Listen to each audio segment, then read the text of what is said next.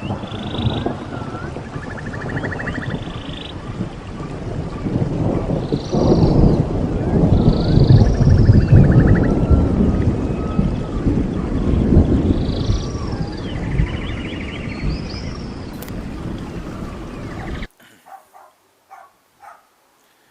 my peeps, so what I need to do is level the ground so when I put the chicken coop, it will be level.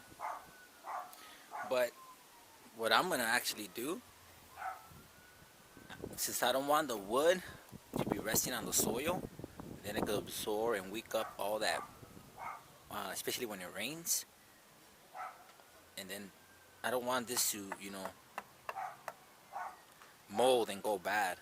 So what I'm gonna do is actually rest everything onto these bricks. So I'm gonna actually elevate it a few inches off the ground, so it won't be making contact with the soil. And hopefully that way, it always it remains level, and that way the wood won't rot with the moisture, with the rain, and it always remains solid. So that's what I'm gonna do, my peeps. Gotta level the ground, and then from there, put the bricks, and then make sure each individual brick is level, and then go from there. All right.